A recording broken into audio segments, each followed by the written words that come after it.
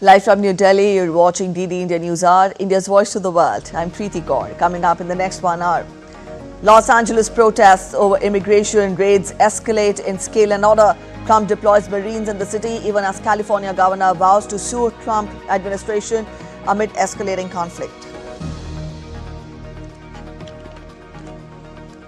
Markets across the world intently watch as US-China trade talks in London stretch to second day.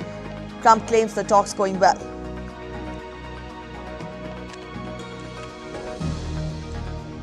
Trump warns time running out for Iran to avoid military action as next round of nuclear talks to take place on Thursday. Also, Tehran readies a counter proposal on a potential agreement.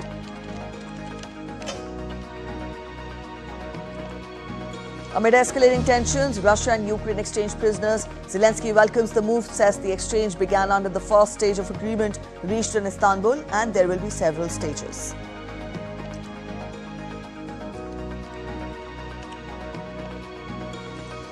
Frederick Forsyth, UK author known for spy novels and Day of the Jackal, dies at the age of 86.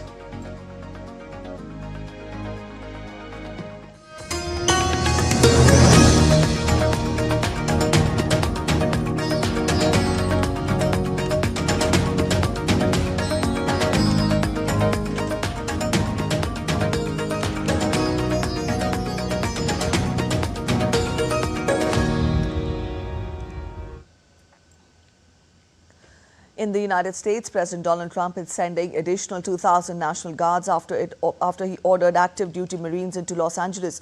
He vowed those protesting immigration arrests would be hit harder than ever. San Francisco Police Department, I'm ordering you all to sit down. You are all being detained. San Francisco Police Department, you're being detained. Sit down.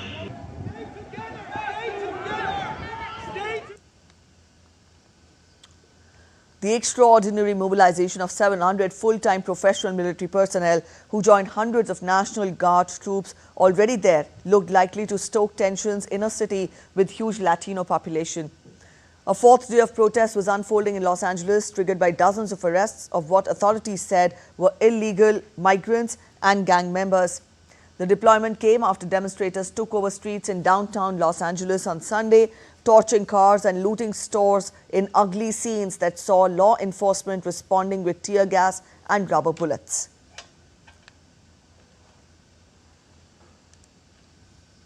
Also, Trump's use of the military, which he repeatedly threatened to do while campaigning for the White House, marked a significant break from modern American political practice. California Governor Gavin Newsom slammed the move as deranged, as tensions have been rising since Trump activated the National Guard, an act that Democrats have labeled as unnecessary provocation. The National Guard has not been deployed over the head of a state governor since 1965 at the height of the civil rights movement. At least 56 people were arrested over 2 days and 5 officers suffered minor injuries in Los Angeles, while about 60 people were arrested in protests in San Francisco.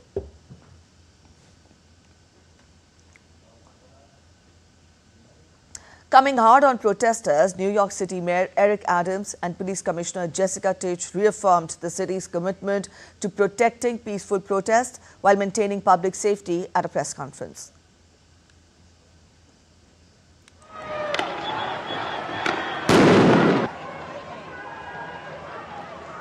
Adams echoed the importance of peaceful protest, urging New Yorkers to choose non-violence and compassion amid societal divisions.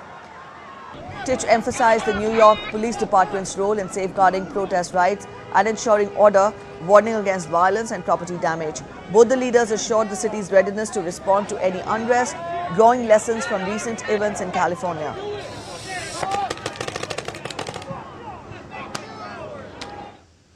As always, the NYPD will protect every person's right to protest peacefully.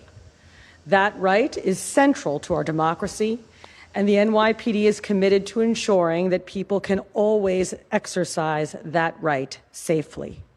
And as a matter of city law, we do not engage in civil immigration enforcement, period. We will continue to follow the law. But let me be crystal clear.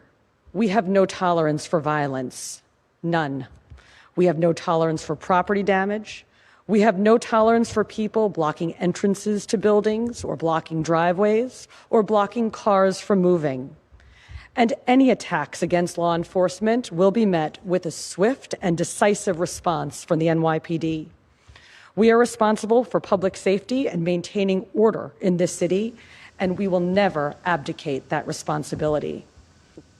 Service Employees International Union and United Service Workers West California President David Huerta was released from federal custody on Monday after his arrest last week and subsequently being arraigned on federal felony charges for impeding an officer. Huerta, like hundreds of others at a rally advocating for his release earlier in the day, expressed the importance of non-violent protest and explained the implications of ongoing civil unrest for detainees when the detention center enters into lockdown. The detainees, they cannot come out. So while this is happening, they cannot come out. There's also the risk, they also cannot see their lawyers. And to a certain extent, they cannot also do court hearings that are so important. Because had I not had my court hearing today, I now would be standing here today. We will have our time for justice, but we must do it in a way that we demonstrate the power of working people across this country and stand united. Demonstrations took place in New York, Chicago, Atlanta, among other cities. There were questions over how well prepared the National Guard had been for its sudden deployment, with pictures obtained by the San Francisco Chronicle appearing to show guardsmen sleeping on the floor of what the paper said was a federal building. Criminals. We are working people, and we are not a trash can for the president. This is not I don't understand if this is his way to make America great again. Destroy our people, destroy our communities, destroying America. That's what he's doing. This provocation of having ICE agents lie to people, of having them actually set up court dates that people went to in good faith, thinking that they're following the rules, and then what happens is that they're arrested by these masked, frankly, thugs. We've seen children and parents terrorized by these, frankly, kidnappings. What we normalize today and don't stand against today is a clear signal to the people in the future of what we're willing to put up with. So just draw the line now, draw the line here, right? Mexican President Claudia Sheinbaum has criticized the U.S. government over immigration raids. She said that the phenomena will not be addressed with raids or violence and that Mexico always calls for peace and non-violence. We do not agree with this way of addressing the immigration issue. The phenomenon will not be addressed with raids or violence. It will be by sitting down and working on comprehensive reform that takes into account all Mexicans on the other side of the border. That is our position, and we'll always call for peace, for non-violence, not to intensify any violent form of protest. Mexico announced the seizure of nearly 42 metric tons of methamphetamine worth more than $50 million during raids on illegal drug labs. Now, the discovery, one of the biggest yet, comes as the Latin American nation faces mounting pressure from U.S. President Donald Trump to curb drug trafficking. Mexico has showcased a series of major drug discoveries in an apparent attempt to highlight increased efforts to combat drug smuggling. Trump has cited trafficking of illegal drugs, particularly the synthetic opioid fentanyl, as one of the reasons for the tariffs he has imposed on imports from Mexico.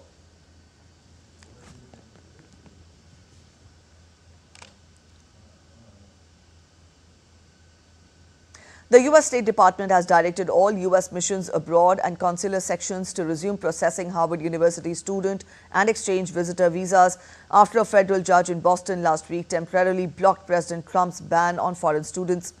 Under that order granted to Harvard late on Thursday, U.S. District Judge Alison Burroughs blocked Trump's proclamation from taking effect pending further litigation of the matter. Trump had cited national security concerns as justification for barring international students from entering the United States to pursue studies at the Harvard. The Trump administration has launched a multi-pronged attack on the nation's oldest and wealthiest university, freezing billions of dollars in grants and other funding and proposing to end its tax-exempt status prompting a series of legal challenges. The U.S. Health Secretary Robert F. Kennedy Jr. announced that he was dismissing all current members of a key federal vaccine advisory panel, accusing them of conflicts of interest. Kennedy Jr. has fired all the 17 members of a U.S. Centers for Disease Control and Prevention panel of vaccine experts and is in the process of replacing them. Kennedy casted the move as essential to restoring public trust, claiming the committee had been compromised by financial ties to pharmaceutical companies. The CDC panel will convene its next meeting from June 25th to 27th at CDC headquarters in Atlanta. In his editorial, Kennedy claimed the panel was plagued with persistent conflicts of interest and had become little more than a rubber stamp for any vaccine. He added that new members were being considered to replace those ousted, all of whom were appointed under former President Joe Biden.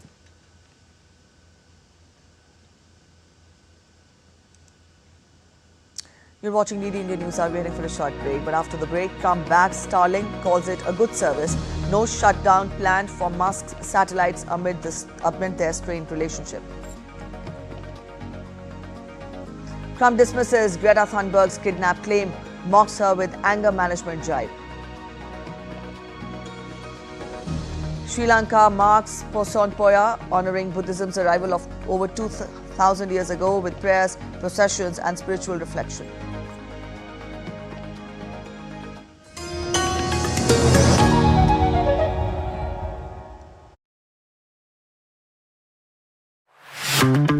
Goa, a food paradise, both steeped in historical culinary tradition and at the forefront of a modern-day food revolution that is fresher, more local, and more global than ever before.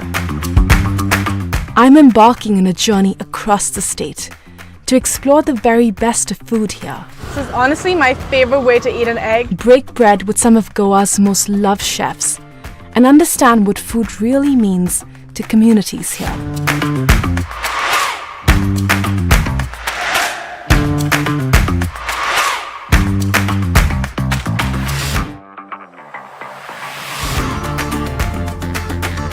Watch Postcards from Goa on National Geographic.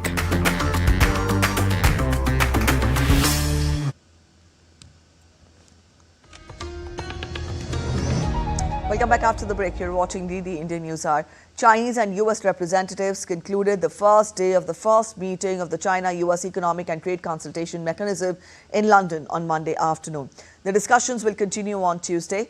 Treasury Secretary Scott Bessent, Commerce Secretary Howard Lutnick and Trade Representative Jamison Greer are leading the U.S. delegation. Chinese Vice Premier He Lifeng attended the meeting with U.S. representatives. On the first day of the likely 2 days of talks, top U.S. and Chinese officials met in London's ornate Lancaster House to try to get back on track with a preliminary agreement struck last month in Geneva and to diffuse a trade dispute that has widened from tariffs to restrictions over rare earths. Meanwhile, Washington has restricted China's access to U.S. goods such as semiconductors and other related technologies linked to artificial intelligence. The new round of negotiations follows a phone call between Donald Trump and China's leader Xi Jinping last week, which the U.S. president described as a very good talk.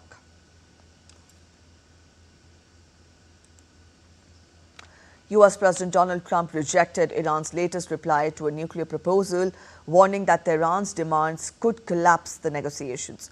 Trump announced that a meeting with Iranian negotiators is scheduled for Thursday, adding that they're asking for things that simply cannot be done. He reiterated Washington's core objection that Iran is pursuing enrichment, warning that failure to reach a deal would carry extremely dangerous consequences. Iran's Atomic Energy Organization has said that it would never accept 0% uranium enrichment, calling the U.S. demands excessive. Trump also confirmed a recent call with Israeli Prime Minister Benjamin Netanyahu, during which they discussed Iran and Lebanon, among other regional developments.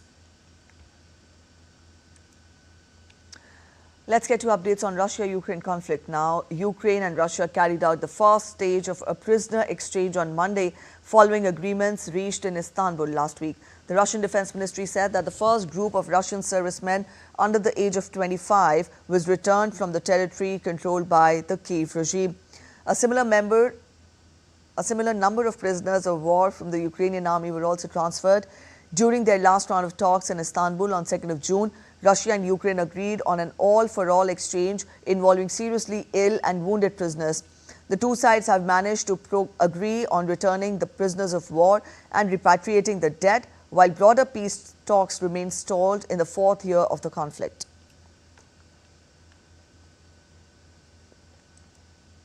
Ukrainian President Volodymyr Zelensky said that there will be several stages of exchange. Далі, що стосується дітей, ми передали список з майже 400 дітьми русським. Вони нам запропонували щось в цьому напрямку напрацювати до 10 дітей. Ось це їх бачення таке щодо гуманітарних питань. Israeli naval forces boarded and seized a charity vessel carrying Swedish activist Greta Thunberg, which had tried to break the naval blockade of the Gaza Strip on Monday. Greta boarded the ship Madeleine alongside a group of activists determined to deliver crucial supplies to Gaza's suffering population. In her message, she revealed that she and her team were intercepted and kidnapped in international waters by force that support Israel. The Israeli Foreign Ministry confirmed that the vessel was under Israeli control, asserting and assuring the public that the activists were safe and unharmed. Meanwhile, US President Donald Trump responded to Thunberg's claim and dismissed her statement that she had been in fact kidnapped. Well, she's a strange person. She's a young, angry person. I don't know if it's real anger. It's hard to believe, actually. But I saw what happened. She's certainly different. Anger management. I think she has to go to an anger management class. That's my primary recommendation for her. I think Israel has enough problems without kidnapping Greta Thunberg. She said she was kidnapped by Israel.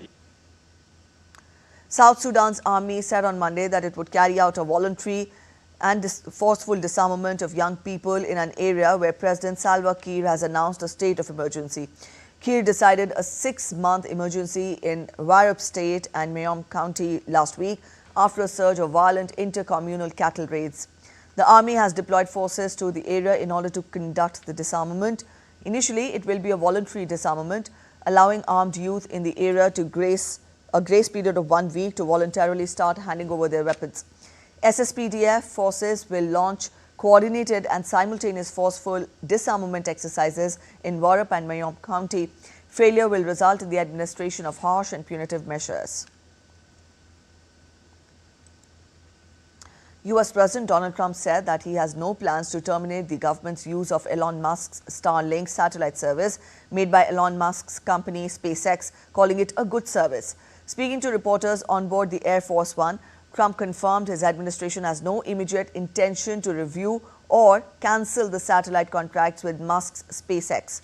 Trump also dismissed recent media chatter about Musk allegedly using drugs during a prior visit to the White House. Elon Musk get physical with the Treasury Secretary? No, I didn't.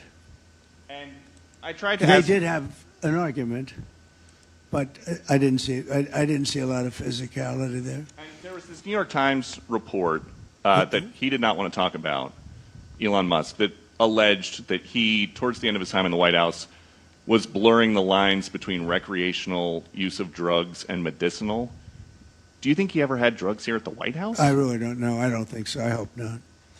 Look, I wish him well. You understand. We had a good relationship, and I just wish him well. Very well, actually. The U.S. National Hurricane Center said that Barbara became the first hurricane of the season in the eastern Pacific as it gained strength, moving parallel to the west coast of Mexico. The latest CNH report stated that the tropical cyclone was about 245 kilometers southwest of Manzanillo, Colima, moving northwest with sustained winds. The CNH forecasted that the cyclone would start weakening on Tuesday.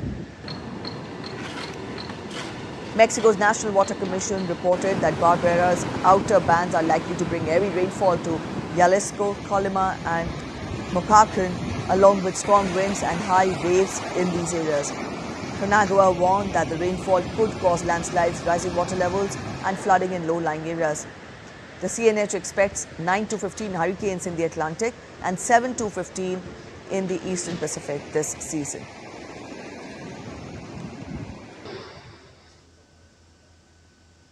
Canada's military has begun airlifting residents from the remote Sandy Lake First Nation in northern Ontario as wildfires spread into the prairies into the province.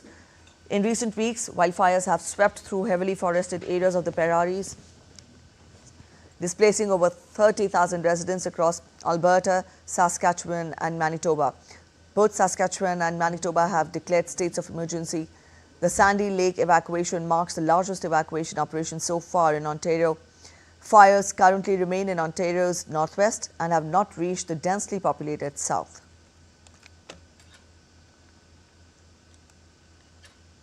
People of the New South Wales in Australia woke up to the first snow of the season. The last significant snowfall in central tablelands occurred in 2021, making this event a rare and delightful surprise for residents. In contrast, nearby Mount Kenobulos, which rises just under 1,400 meters, frequently receives snow, attracting both locals and visitors eager to enjoy the winter wonderland. And a special exhibition titled Echoes of Enlightenment, Light in Stone, Breath on Canvas opened at the Colombo National Museum to mark Poson, an annual festival commemorating the arrival of Buddhism in Sri Lanka. Celebrating the deep cultural ties between India and Sri Lanka, the exhibition was inaugurated by Indian High Commissioner Santosh Jha. It features rare Buddha sculptures from both the countries, along with ancient paintings and photographs dating back to the 1st century BCE. Organized by Swami Vivekanand Cultural Centre and Sri Lanka's Department of National Museums, in collaboration with the Bihar Museum and National Gallery of Modern Arts, the event also saw 600 Sinhala translated Amar Chitra Katha comics on Jataka tales distributed to Dhamma school students. We have an exhibition of Buddha sculpture and paintings that have come from Bihar Museum. We have a very large number of people coming here and showing great interest in it. As we all know, Buddhism is at the foundation of India-Sri Lanka relations and something that we have been promoting in the last decade or so. And there is a very strong connect between India and Sri Lanka on the Buddhist heritage sites. To have this exhibition here in collaboration with Swami Vivekananda Center, Indian Cultural Center, Indian High Commission and the Colombo, the Department of National Museums. I think it's a remarkable event regarding the India and Sri Lanka cultural history and friendship. Sri Lanka is celebrating Poson, a significant religious festival that marks the introduction of Buddhism to the island over 2 millennia ago. Celebrated on the full moon day of June, the day honors the moment when Arahat Mahinda, the son of Emperor Ashoka, delivered his first sermon to King Devanam Piyatissa at Mihintale. Large crowds have gathered at sacred sites like Mihintale Hill and Anuradhapura to take part in religious observances. Cities and homes are decorated with lanterns and festive displays in honor of the occasion. President Anura Kumara Dissanayake extended his greetings on the occasion.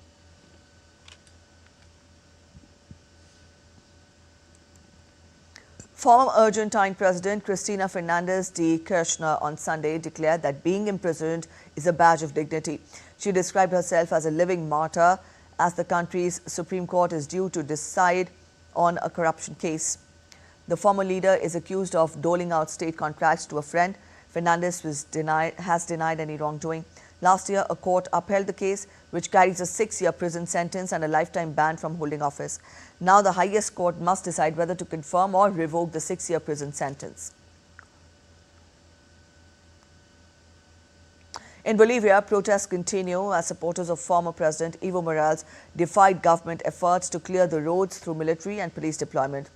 Morales has been disqualified from participating in the August 17 general elections, but he continues to push for his candidacy inclusion while demanding the resignation of President Luis Arce, his former ally.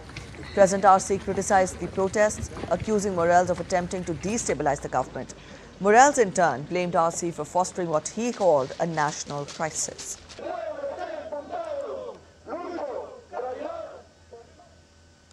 Prolific British thriller writer Frederick Forsyth, who instantly became a global best-selling author when his book The Day of the Jackal was published in 1971, died on Monday at the age of 86.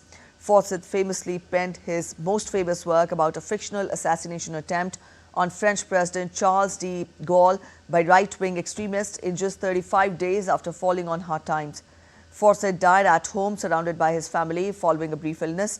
The former journalist and pilot wrote over 25 books, including The Odessa File and The Dogs of War, and sold over 75 million copies worldwide. Many of his novels were also turned into films. After serving as one of the youngest ever RAF pilots, he turned to journalism, using his gift of languages in German, French and Russian to become a foreign correspondent in Nigeria.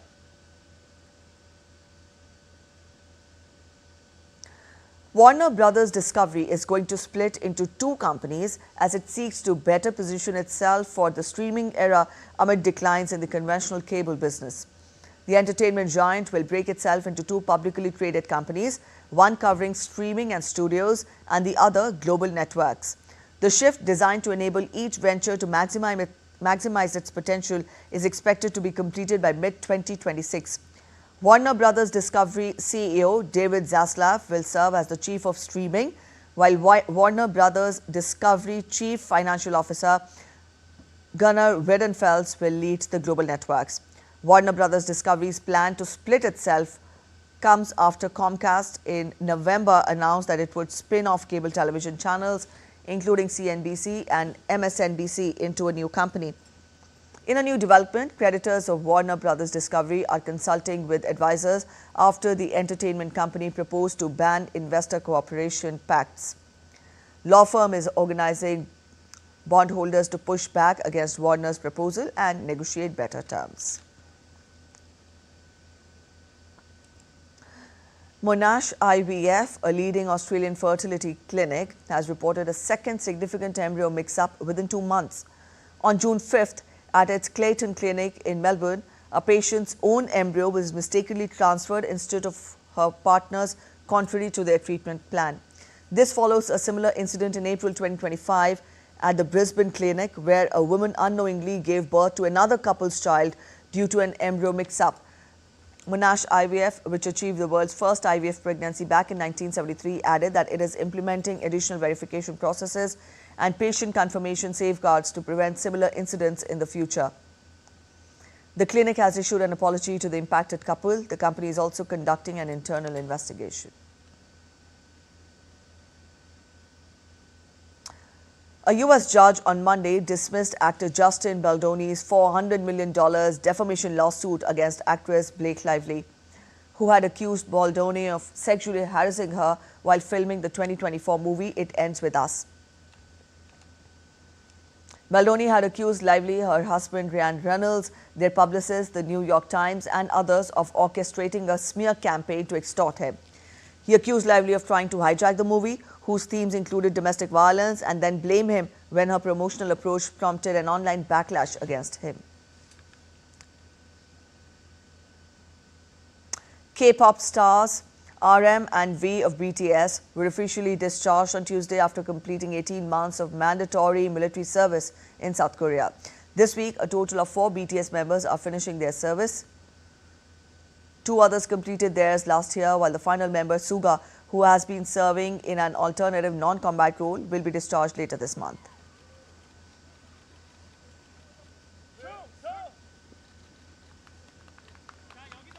You're watching DD India News. I'll be heading for a short break, but after the break, as the BJP-led National Democratic Alliance government completes 11 years in power, the party will present a report card today.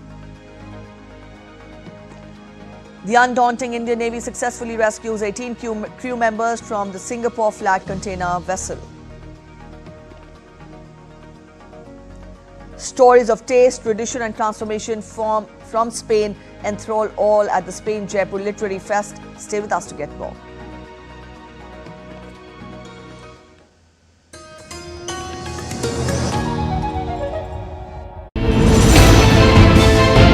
Geopolitics and trade deals. Economic challenges amid development. Hard work and the path to prosperity. It's the economy always. Between walkers, money is what money does and says.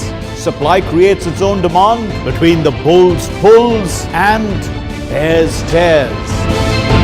When supply chains globalization and India rises to the podium. We'll get you centered with the Economic Brief at 8 p.m. every Thursday on DD India.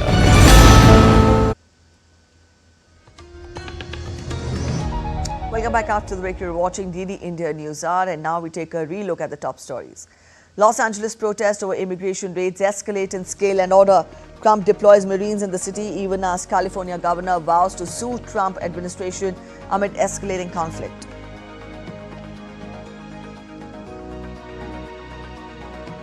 Markets across the world watch intently as US-China trade talks in London stretch to the second day. Trump claims the talks are going well. Trump warns time running out for Iran to avoid military action as next round of nuclear talks to take place on Thursday. Also, Tehran readies a counter-proposal on a potential agreement. Amid escalating tensions, Russia and Ukraine exchange prisoners. Zelensky welcomes the move, says the exchange began under the first stage of agreement reached in Istanbul and there will be several stages. Frederick Forsyth, UK author known for spy novels and Day of the Jackal, dies at the age of 86.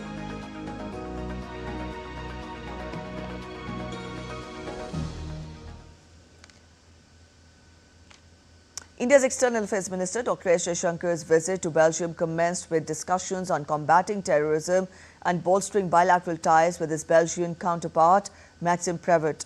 Dr. S. Jaishankar also held wide-ranging discussions on deepening the cooperation, including in trade, investment, technology, defense and security, pharmaceuticals, clean energy and mobility. Belgium is the first stop in Dr. S. Jaishankar's week-long visit to Europe. During his week-long visit to Europe, Dr. S. Jaishankar also held talks with leaders of the European Union and France to boost bilateral ties and reaffirm India's policy of zero tolerance towards terrorism. Dr. S. Jaishankar also interacted with members of the Indian community in Belgium and Luxembourg.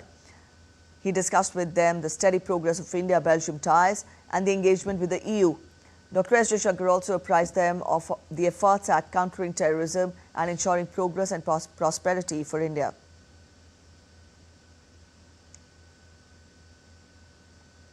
Indian Minister for Commerce and Industry Piyush Goyal is in Switzerland, where he met with Guy Bernard Parmelin, who is a Swiss federal councillor and head of the Department of Economic Affairs.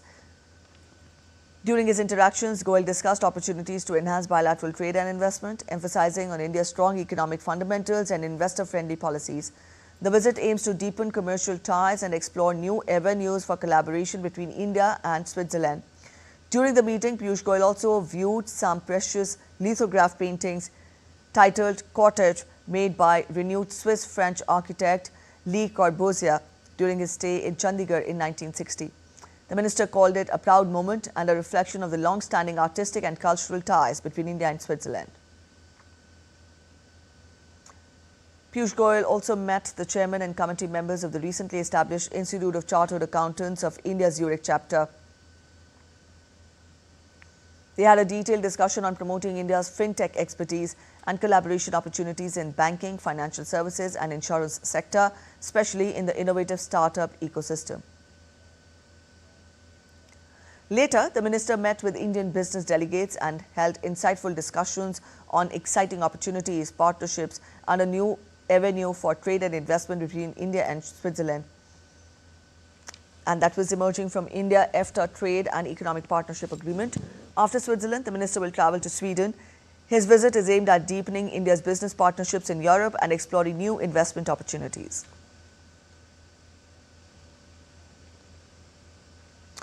The Prime Minister Modi-led government has completed 11 years in office. Up next, we revisit the government initiatives to empower and uplift the women.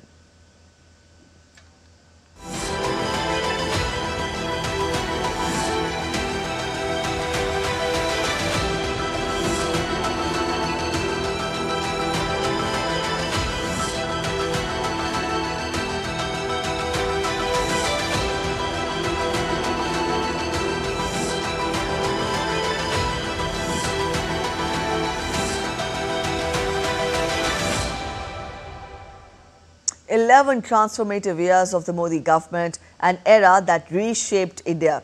From lifting millions out of poverty to propelling the country into the league of the world's fastest growing economies, the journey reflects progress with purpose. Mihir Mekuri has got us the details. मैं नरेंद्र दामोदर दास मोदी ईश्वर की शपथ लेता हूं कि मैं विधि द्वारा स्थापित भारत के संविधान के प्रति सच्ची श्रद्धा और निष्ठा रखूंगा। For the past 11 years, this oath and the man behind it have become emblems of trust and transformation for over 1 billion Indians. A symbol of resolve, a journey of change and promises kept. From economic acceleration to social upliftment, the arc of India's transformation under Prime Minister Modi is both broad and bold. India is now the world's 4th largest economy and continues to be the fastest growing major economy. A feat that reflects 11 years of sound policy making. We are the 4th largest economy as I speak.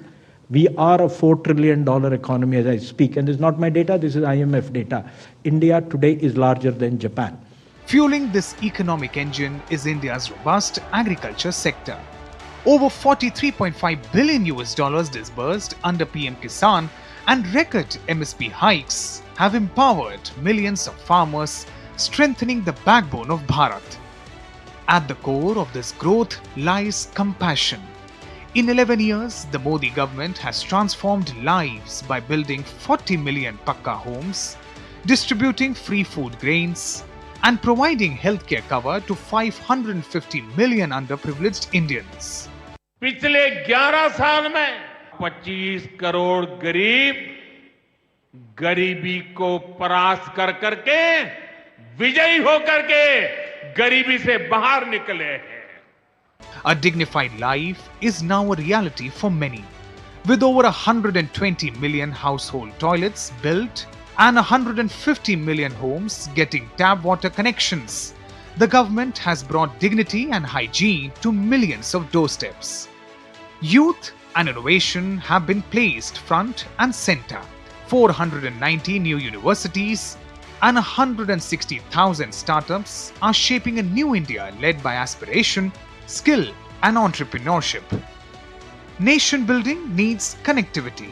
In just 11 years of PM Modi, highways have expanded from 91,000 kilometers to 146,000 kilometers. Airports have more than doubled. 136 Vande Bharat trains now speed across India. From eliminating terror camps through operations like Sindoor to boosting defense exports by 33 times, India has asserted strength and self-reliance like never before. India has also soared into space.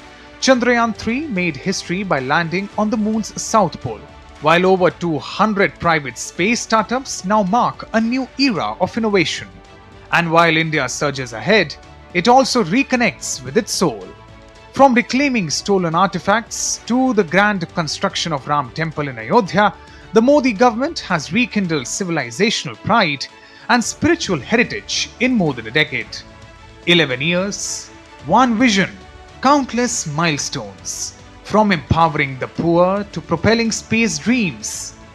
The final destination of this journey is a developed India by 2047. Mihir Mekuri for DD India. As the BJP-led National Democratic Alliance government completes 11 years in power, the Bharatiya Janata Party will today present a report card on the Modi government's achievements of the past 11 years. In Delhi, BJP National President JP Nadda will hold a press conference to present the government's accomplishments to the public, along with the future goals of a developed India. Chief Ministers of BJP-ruled states and union ministers will also hold press conferences across various states in the country to inform the public about the achievements of the Modi government. In the past 11 years, Prime Minister Narendra Modi's policies are turning Bharat into a global defense exporter. India's defense sector is soaring with record-breaking exports, showcasing the strength of a self-reliant nation. from 1,941 crore rupees in 2014 to 23,662 crore rupees in 2024. India's defense exports have skyrocketed by over 1,100%. Over 100 countries now rely on India for radars, protective gear, drones and battlefield technology. India is setting a new security benchmark. This is Shakti Bhi, Strategy Bhi, where strength inspires trust.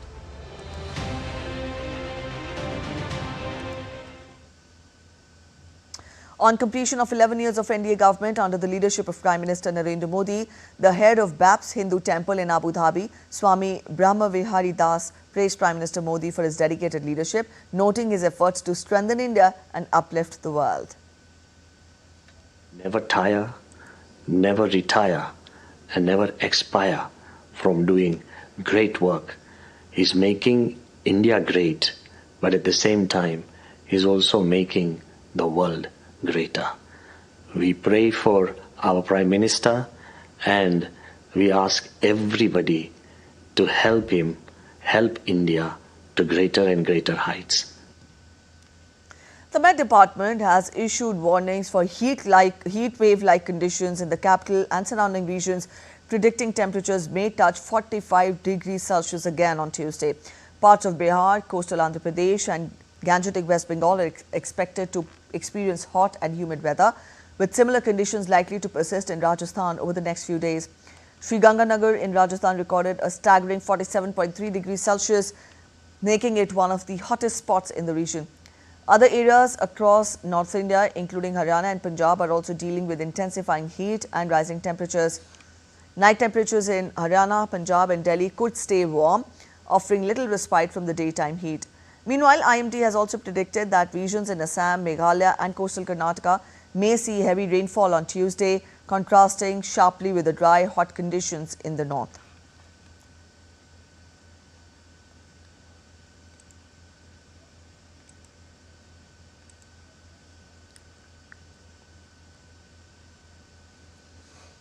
All right, our correspondents Lakshay from Rajasthan and Ankush from Jammu are joining us to get us a sense of the weather there. Lakshay, first to you.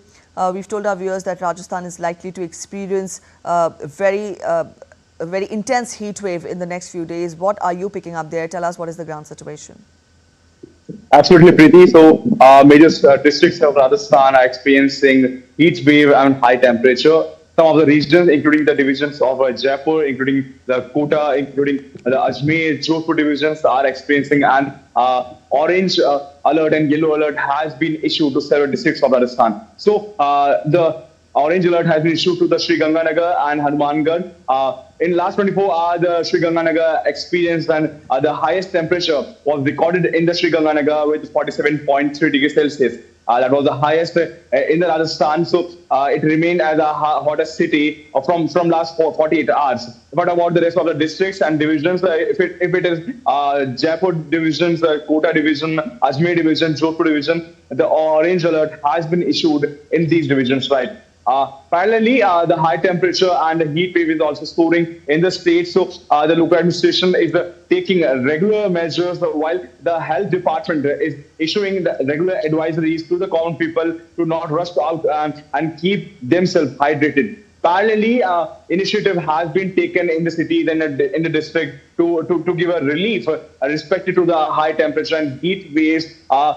Shed has been installed in the in the daytime. So administration is trying well to give a relief, but the temperature is not at all coming down. And even in the coming days, as per the IMD and as per the meteorological department, in the coming days, the temperature will not go below 45 degrees. So in the major districts of Rajasthan, the temperature has been recorded above 45 degrees Celsius, while in the Sri Ganganagar, the temperature was recorded 47.3 degrees Celsius. So we can imagine how the situation is going right in the major districts of the Rajasthan, where not only the high temperature but also the heat wave is soaring.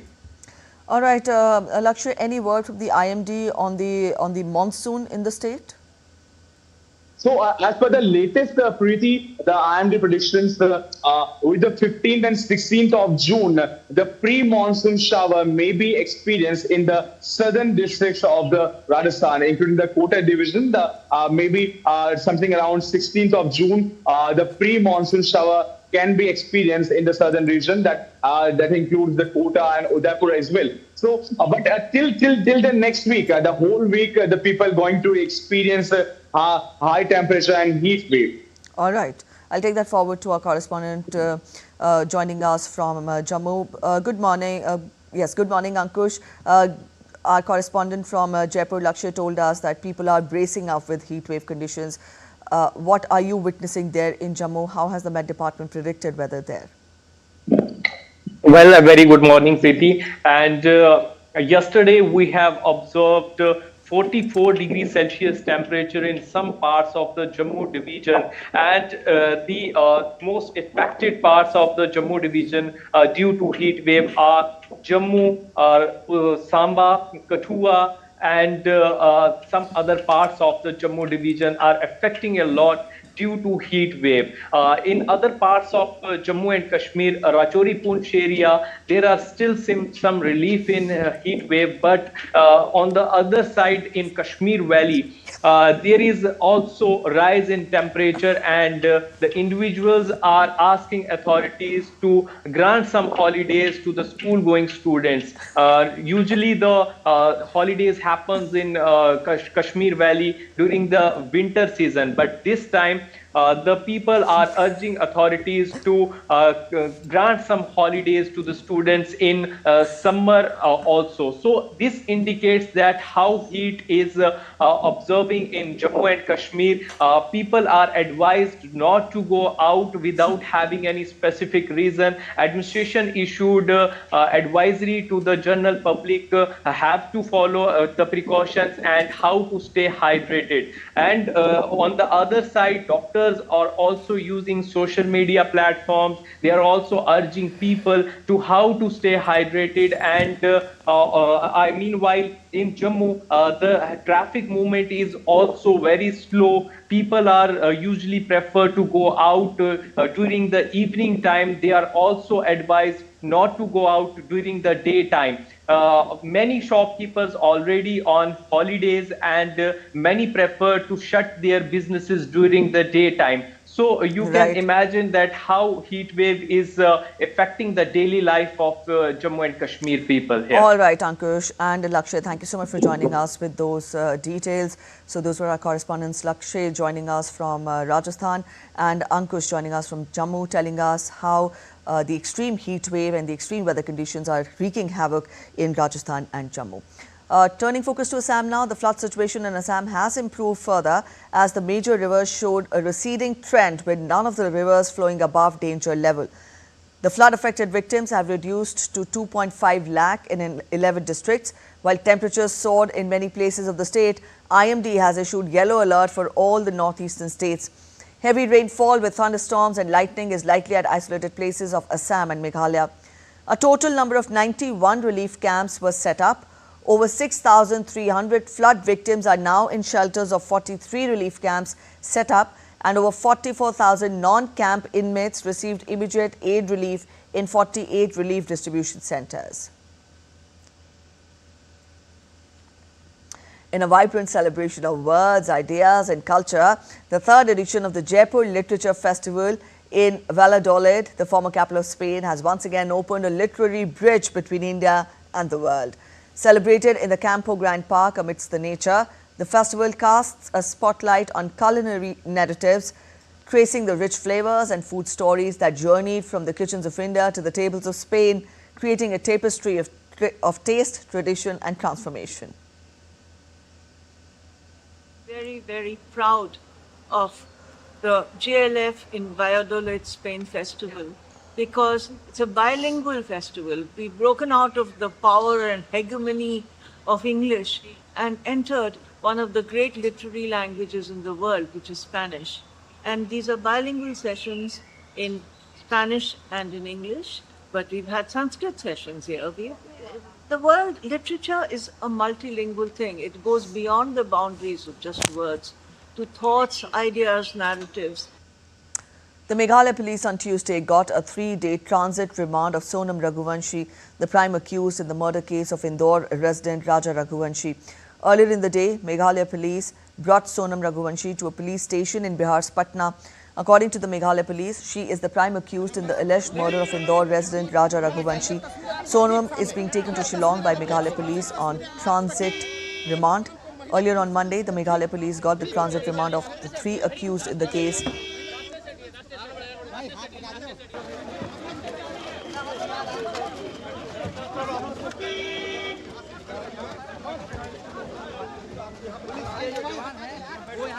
अभी नहीं रहने दो रहने दो हमको बनाने दो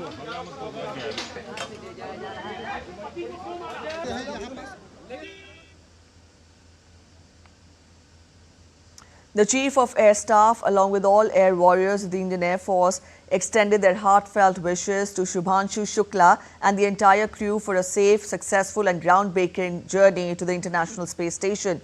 Shubhanshu Shukla is set to become the first Indian to reach the International Space Station and only the second ever in orbit, an achievement that India hopes will be a stepping stone for its own maiden human spaceflight program.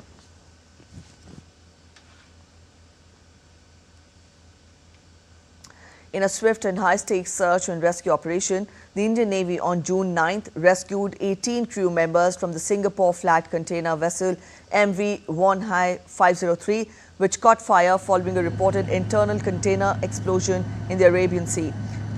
Promptly responding to the distress, the Navy deployed INS Surat and a Dornier maritime patrol aircraft, coordinating with the Indian Coast Guard, Directorate General of Shipping and other maritime stakeholders. By 4:30 p.m., INS Surat had successfully evacuated 18 of the 22 crew members from the fire-stricken ship. The Indian Navy provided immediate medical assistance to the injured, and the vessel is now proceeding to New Bangalore port for disembarkation and also further treatment. The government of Singapore, under whose flag the vessel is registered, expressed deep gratitude to India for the timely and effective response. Let's get to updates from the markets now. The S&P 500 ended slightly higher on Monday, lifted by Amazon and Alphabet. On Wall Street, the S&P 500 gained 5.52 points to end at 6,005.88 points, while the Nasdaq Composite gained 61.28 points to 19,591.24. The Dow Jones Industrial Average fell 1.11 points to 42,761.76. The US dollar was little changed against the yen at 144.57 in early trading. Major data releases this week include readings on May consumer prices on Wednesday and initial jobless claims on Thursday. While investors widely expect the Fed to keep interest rates unchanged next week, focus will be on any signs of pickup in inflation as Trump's tariffs risk raising price pressures.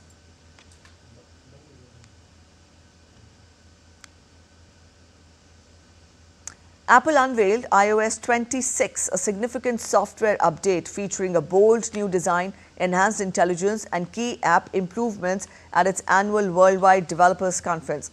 The company introduced features such as live translations during calls and a new liquid glass design for its operating systems. Apple stated that these upgrades were possible due to more powerful custom chips. Apple also revealed a partnership with OpenAI, incorporating ChatGPT-powered image generation into its Image Playground app, while assuring users that no data would be shared without consent. With Apple Intelligence, live translation can translate conversations on the fly. It's integrated into Messages, FaceTime, and Phone. And it's enabled by Apple-built models that run entirely on device, so your personal conversations stay personal. From business, we turn focus to sports. Former Indian cricket team captain MS Dhoni was inducted into the ICC Hall of Fame during an event in London on Monday. He is also the 11th Indian player to be honoured by the sports governing body. After making his debut for India in 2004, Dhoni took over as captain of the Indian squad in 2007 for the inaugural ICC T20 World Cup and led the team to the trophy. He also led the team to ODI World Cup win in 2011 and the Champions Trophy in 2013. MS Dhoni has played 350 ODIs, scoring 10,773 runs in an average of 50.57. He has played 90 tests and ended his career in the format with 4,876 runs. In swimming, Summer McIntosh smashed the decade-old world record in the women's 200 meters individual medley on Tuesday. McIntosh touched the wall in 2 minutes and 5.7 seconds for her second record at the Canadian swimming trials. The 18-year-old eclipsed Hungarian Katinka Hosszu's mark of 2 minutes and 6.12 seconds set at the 2015 World Championships to become the first woman to duck under 2 minutes and 6 seconds. It was triple Olympic gold medalist McIntosh's second world record of the meet, following her 4,000 meters freestyle world record on Saturday. The gifted Canadian teenager had also impressed during Sunday's victory in the 800 meters live freestyle, clocking the third fastest time in history in an event not typically regarded as her strongest. That's it in this edition of DD India News Hour, but let us know your thoughts on the news of the day. For those of you on the go, you can get all the latest news and updates from India and across the world on the DD India mobile app. This app is available on both Android and iOS platforms, and you can download the respective QR codes.